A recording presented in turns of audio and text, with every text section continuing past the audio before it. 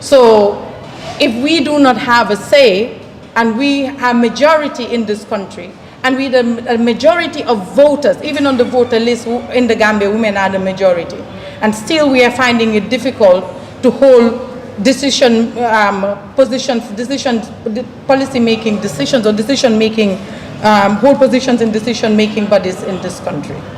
And I think all of us need to make conscious effort with the men as well. Let the positions allow us to take the positions. Do not fight with us. When you have, I'm not saying just to put them there for token's sake. If you have a woman you know it's capable of doing this, give them a chance to take the position. And I think in the United Democratic Party we're making a conscious effort of that.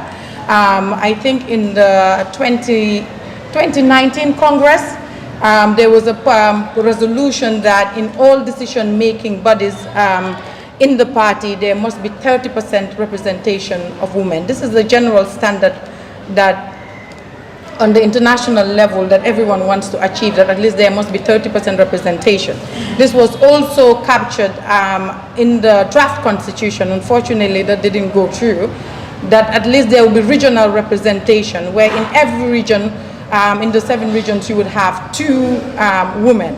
And that would have automatically increased the number of women in the National Assembly by guaranteeing at least 14 seats, if I remember correctly, for women in the National Assembly. And it was very unfortunate that that didn't pass through. It's also not easy for women to be involved in politics. I am in it and I've experienced the difficulties. Benazir Bhutto, the former president, prime minister, has said once before that with women the obstacles are greater, the standards are greater, and the challenges are greater. But I always add to that, but with us the results are always better, because we deliver. Wherever you put a woman, we do deliver. I'm not saying men don't deliver, but I think it would have been a better world if we had more female presidents. There wouldn't be this much worse, to be honest. So I'll keep it short and encourage all the women, particularly the university students, to be involved, care about what's happening in your country, do your research, speak up, because only we understand our problems. Thank you very much.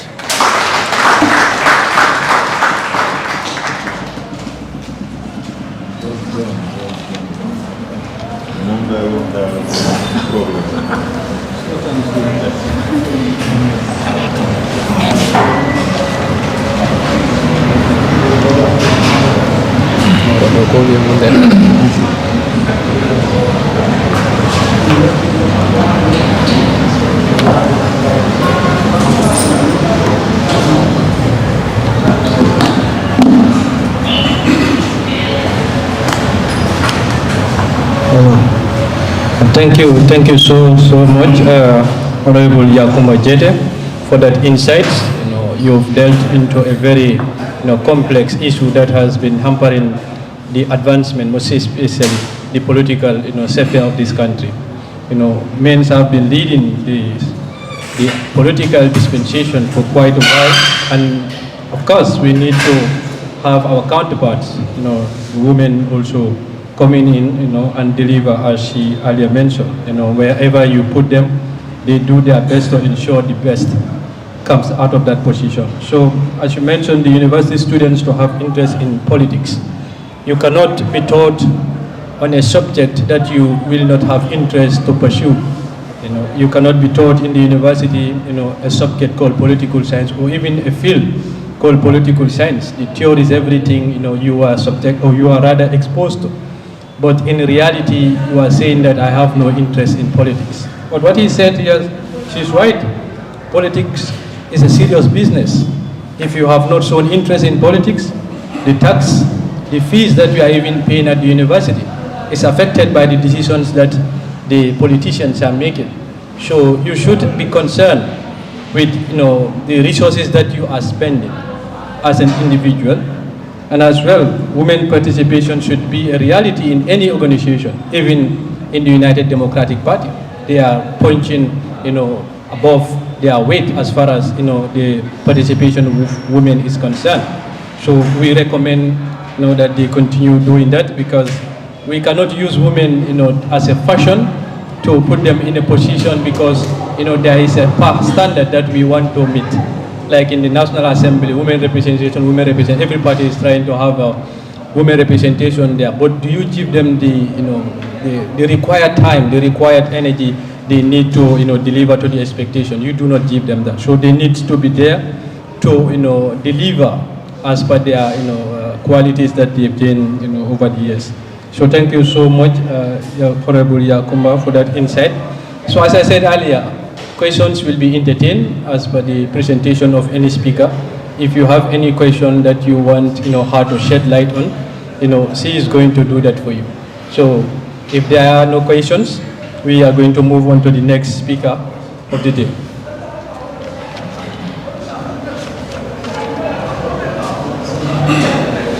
So yes, we do not see any hand, and we have to continue on with our next speaker. There is a hand at the back. I think the cameraman is up. Okay.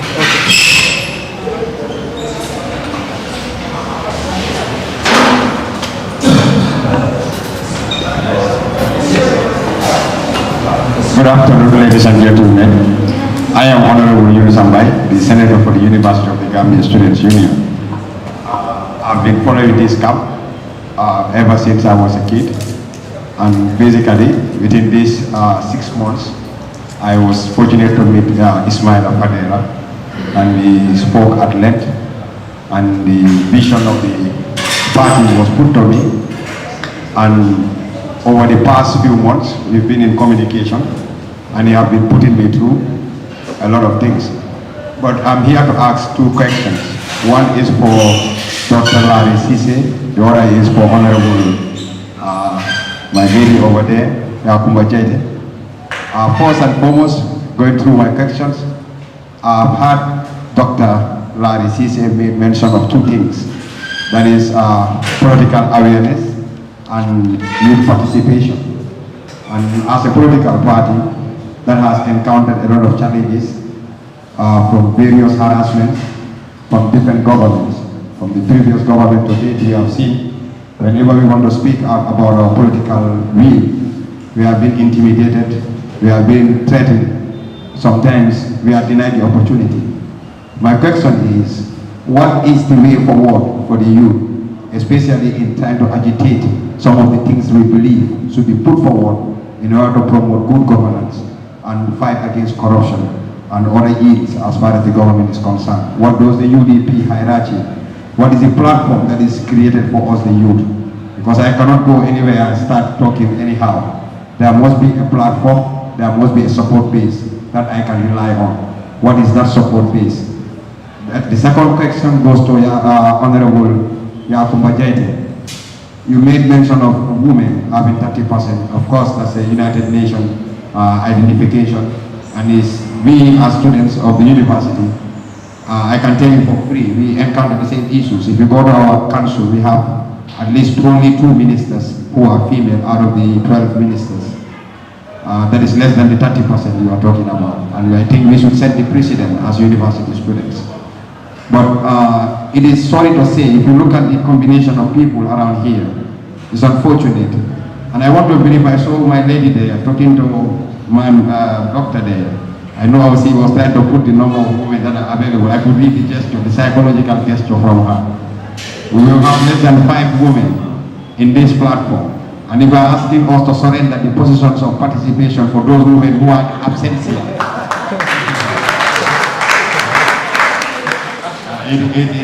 it will not add up. So it is a challenge for Honorable yourself.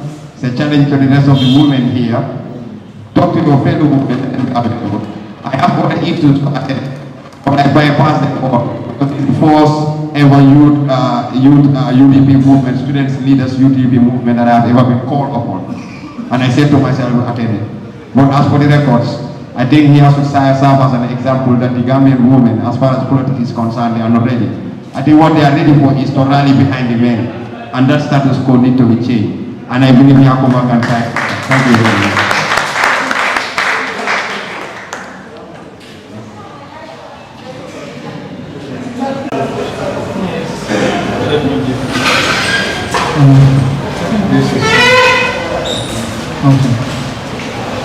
Now you want to know what the way forward is, right? I think that's what we have been talking about. As young people, some of the things that are happening in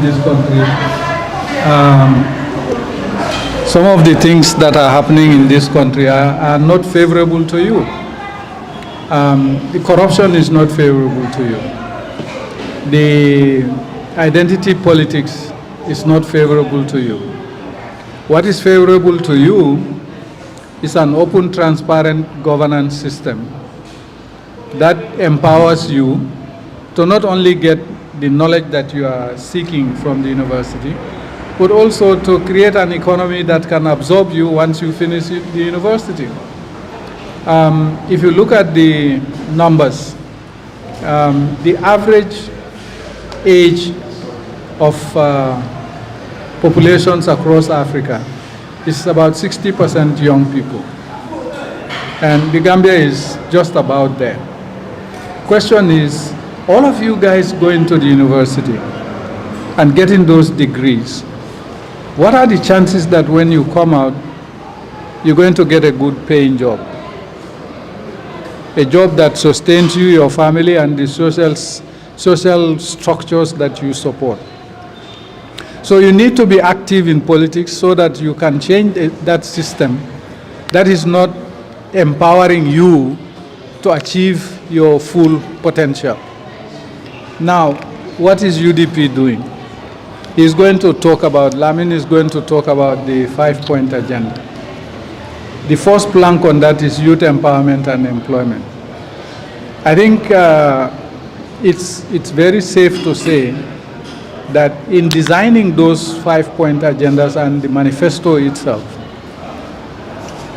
a lot of thinking went into potential policy measures that a UDP government can take to give you that empowerment and to make it possible for you to acquire the skills that you're going to need to make it out in society. Now, all of that cannot happen if the current system prevails. So if there is one group of people who should really be in the forefront of mobilizing voters, mobilizing the communities, it is young people. In doing it, as I always say, be sober. Be very sober. If you are not sober, these villagers, they are very smart. They will know it. The minute you open your mouth, once they label you that you are finished. So sobriety, staying away from alcohol and drug substance abuse, and be focused on achieving what you set to achieve, and working to change the system that you want to change so that you can put in a new system that is favorable to you. Fight this corruption. When you do it legally and within the confines and parameters of the law. As I said, we are being accused of being the violent party. We are violent only because we tell them things that nobody tells them. For them, that's violence because we are exposing their excesses. So I think, to cut a long story short, while the party can have all those nice programs and policies in place, the onus is on you, the youths, to organize yourself, mobilize yourselves, and deliver for the party. And in delivering for the party, you are delivering for yourself. Thank you. Thank you. Yeah, it is. Thank you very much, and thank you. What did you say your position was? Senator. Senator. Oh, now you have senators at the university. That is nice. And before, I know you tried to turn the tables a little bit, but I have a very good answer for you. And before I just get to my answer, I would just like to touch on something. I think given what has happened in Senegal and the current change with the Ousmane Sonko and the Bassirou Diomaye Faye and the project, And I think it's about time youths of the Gambia, particularly the university youths, to make demands. Uncle Larry is asking you that you need to go out to make the support.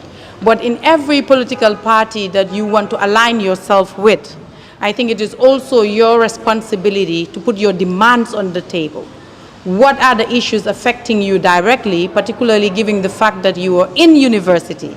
What changes do you want to see? And even with the UDP, come and tell us, before we join, before we go and support you, these are the changes we want to see if you come into government.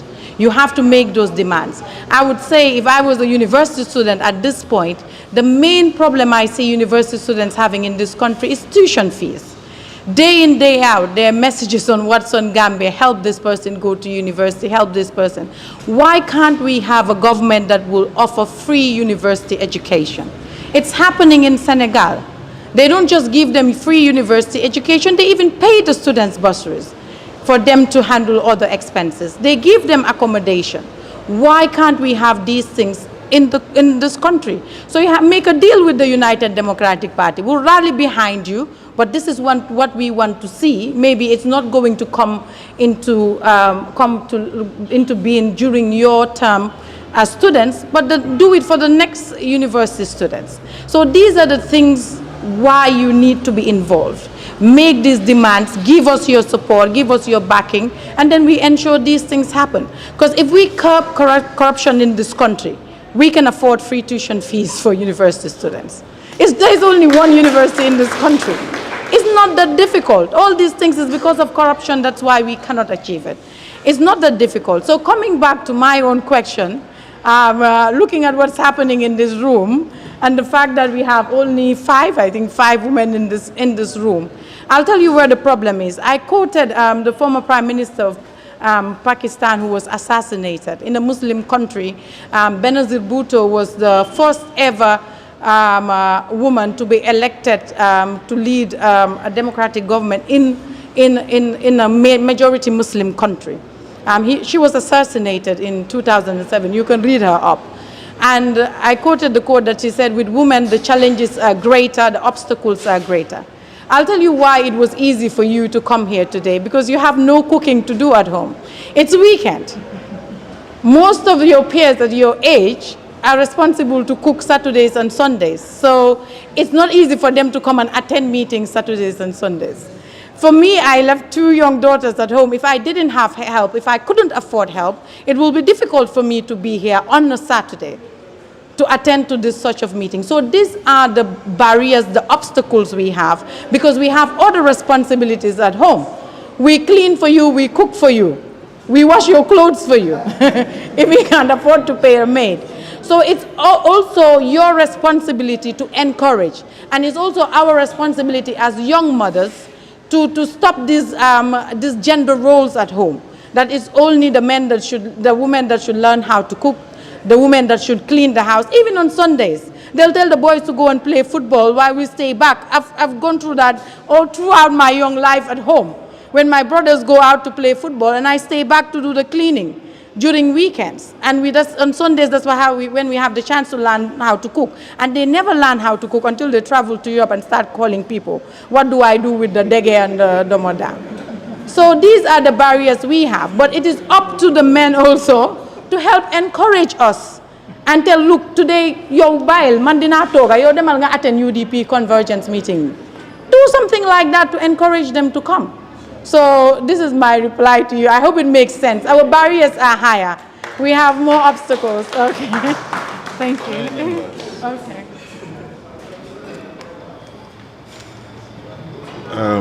I know the questions were directed, but Kotoke Larry Zize is my mentor, and I can nyambas his answers.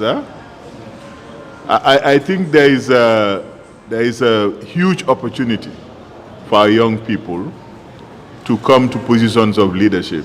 So the only obstacle in your way is that lack of soberness that Kotoke spoke of. I mean, the purpose of being a member of an organization is to be able to add value. Of course, like Yakumba also said, to demand certain things, basic things. I think what is dangerous in the Gambia is that the youth term or youth category has become a fetish. There is a fetishization of youth. And you hear all kinds of youth organizations, especially when this Jumai project and the PASTEF project succeeded. You hear calls that we want young leaders. You know, when Usainu Dabo was leading UDP, he was 44 years old, 43 years old, when the United Democratic Party started. Sadauda, our first president, was 41 when he was the Prime Minister of the Gambia in 1965. Youth is a time to learn the values of this world. And wherever you are, as a young person, the hope is that you learn the right lessons. You associate with the right values. But to come back to to the end of my brief introduction, I will just say what Yakumba was saying. My mother, I was my mother's eldest son, and my younger brother, before the last child of our family, the last child of my father, was born, I think, when I was in my early teens. So because both my mother and my father were poor villagers from Baribu Gunjur, you know, my father successfully had a career as a petty trader in Banjul, built a house in Banjul. We did not have help, like Yakumba put it, or the so-called Bindan. So what used to happen was that when my mother's turn to cook comes, I have to help, because my younger brother was much younger than me. And there was no sister. So the role, that gender role that sisters play in the family naturally fell on me. And I resented it, because all my friends will be playing football, or they would be on other activities. Of course, it helped me hone my cooking skills. When I got a scholarship to go and study in India, I went with about 7 guys. Actually, most of them, sir, from the provinces. None of them have any idea how to cook. So at university, my stock rose. I mean, all the Kenyan girls, what is it called, Sudanese girls, Tanzanian girls, heard of my cooking. So they would normally come to the dormitory. So I became very famous, you know, oh, have you eaten Almami's cooking? And I have evidence. The current chairman of the National Human Rights Commission, my friend Emmanuel Juve, went to Tanzania, not Tanzania, Zimbabwe, for a meeting, and met a former classmate of mine, a Zimbabwean. So he was treated to a very nice hospitality there. And then my friend asked him, "Have you tasted Mr. Tal's cooking?" He said, "No." So when he came back, Emmanuel told me, boy, you have to cook for me. I said, "No, my cooking days are over now. I don't, I don't cook anymore." But just to the point, it's very important that these life skills, as young men particularly, you learn them, because you can score points with the ladies if you are not married.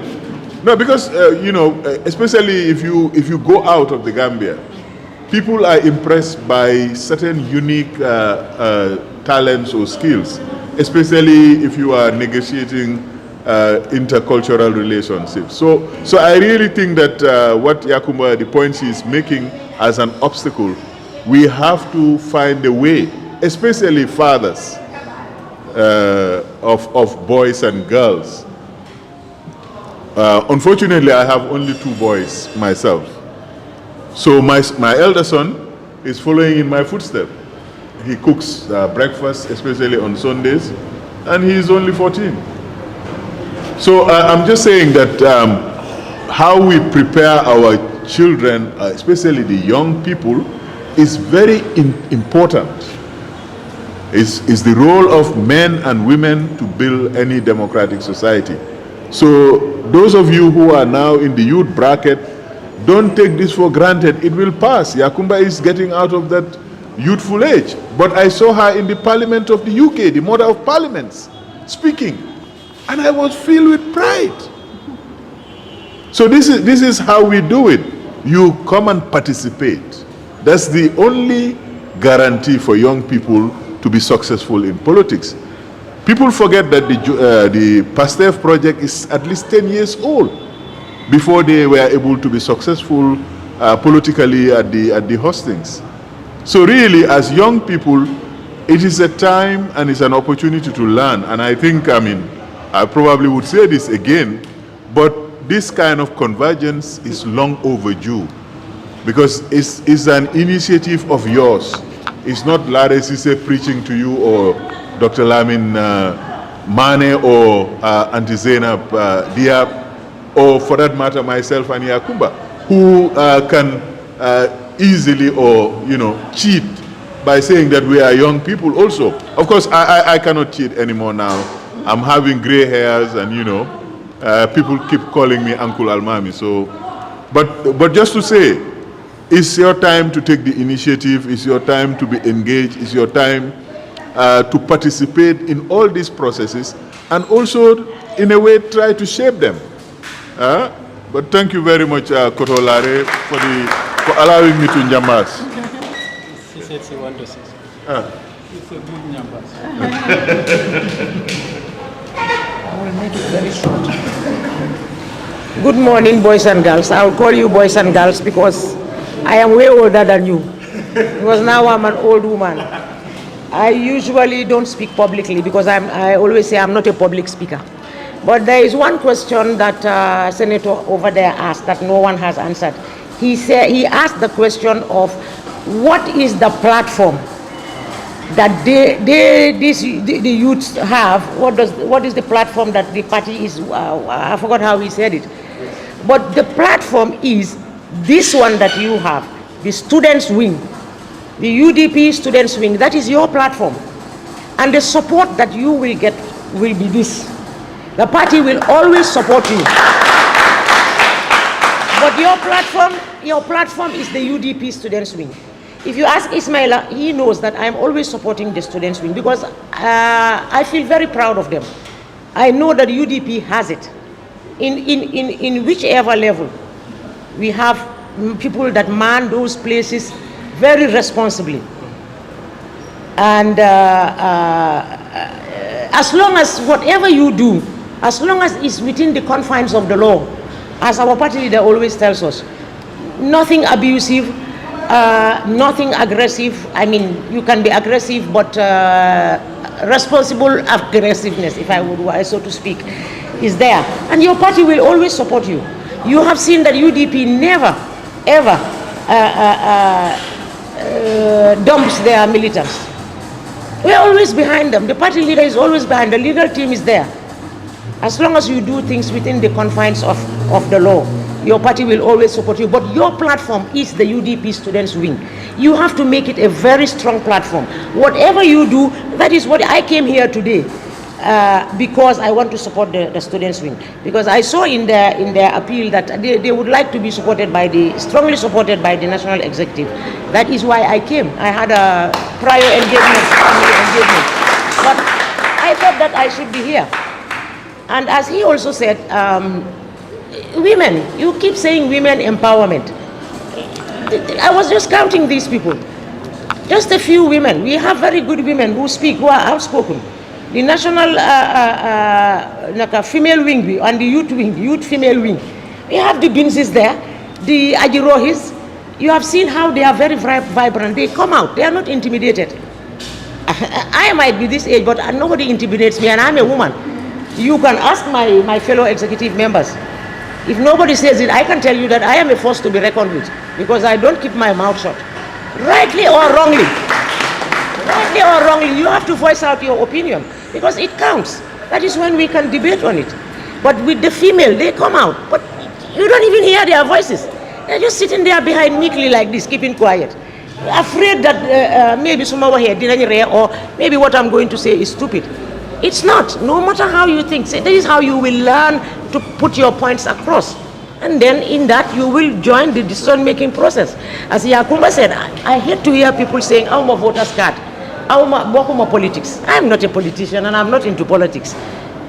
But I always say that it is very irresponsible of people not to have a voice and not to go out to vote.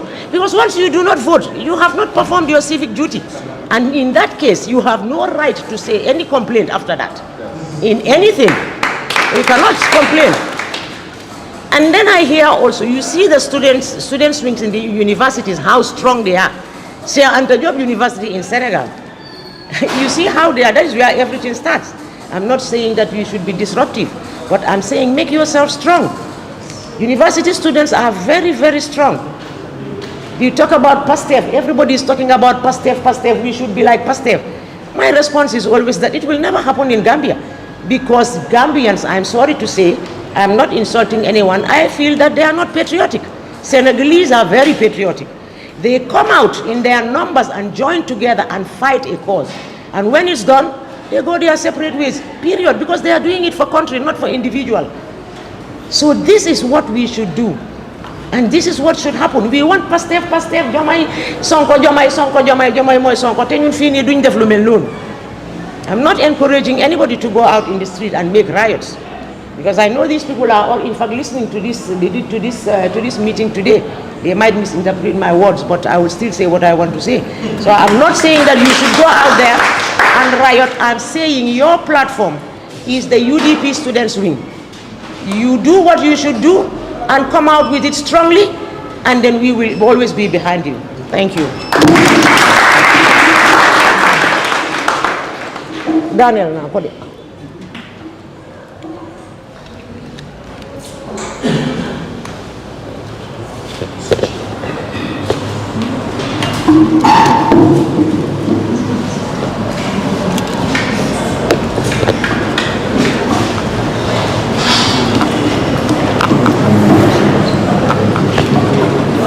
How do you fix this?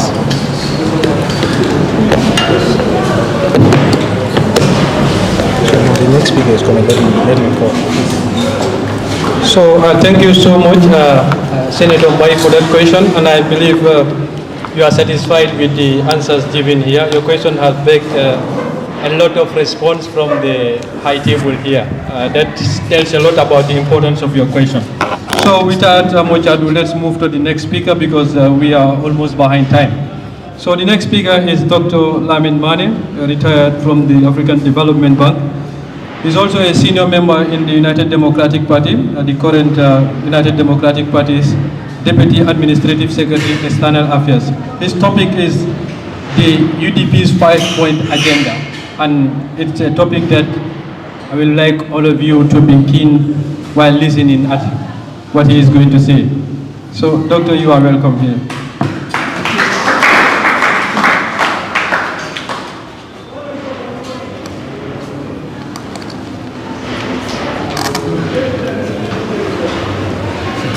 Question need to be asked. You can probably go with this one. Come on, look at this.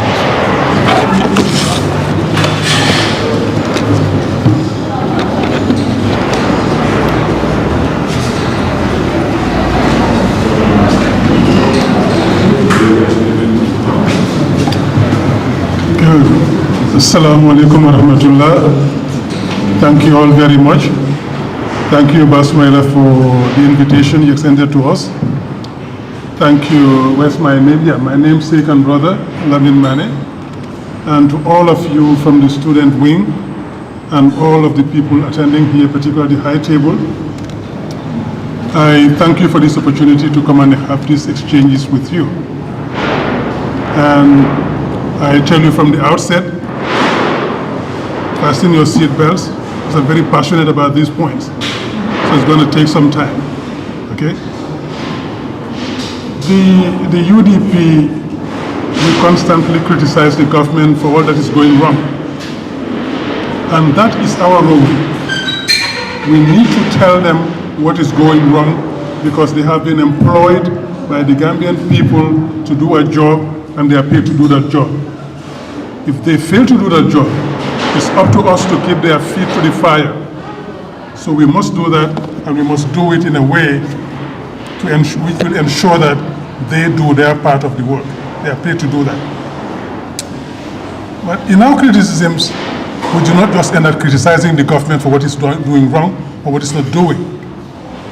We tell them what we would do when we come to power. Because it's all very well to criticize all the time, but it's even better if you can propose your own solutions to how you think this country should go. And that was why we developed our manifesto and our 5-point agenda. The 5-point agenda is an extraction from the manifesto.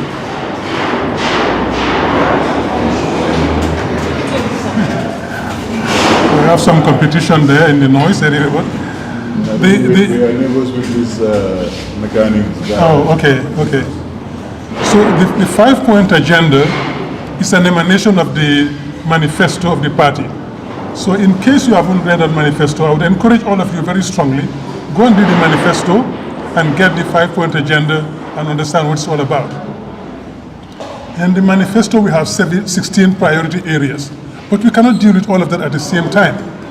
So we extract the 5 key points that we need to deal with quickly to have tangible results on the ground. And those 5 points are what UDP would start by implementing from day 1, from 2026 or early 2027 when we get to power. Because for me, it's not if we get to power, it's when we get to power. Because we're going to get to power in 2026. I keep telling that, and the NPP guys lose their minds about it. But that's the point. We're going to get to power in 2026 because there will be no more hanky-panky with the results. There will be no more cheating us out of our victory. So we're going to take this country in 2026, and we will implement this 5-point agenda from day 1 in office. Now, the 5-point agenda, we have youth empowerment and employment, right? That's the first point. Then the second point is education.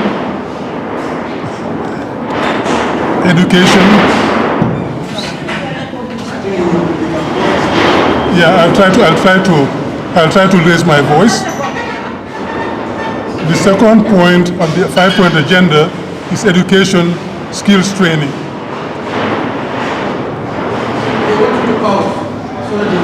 Okay, all right, okay.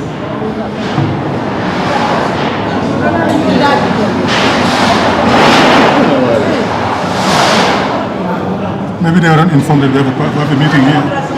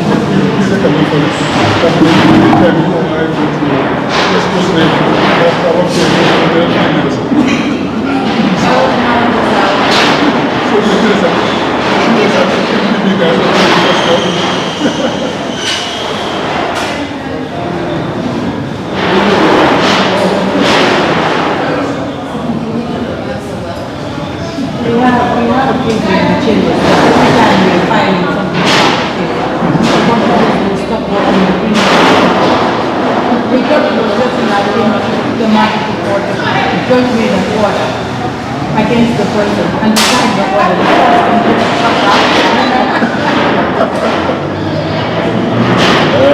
The guy is only doing it. Everything stopped working.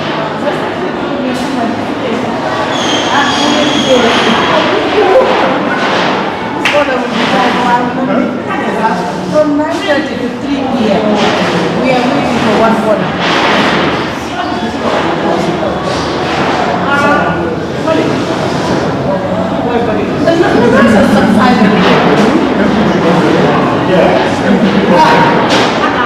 Maybe the same, you never know.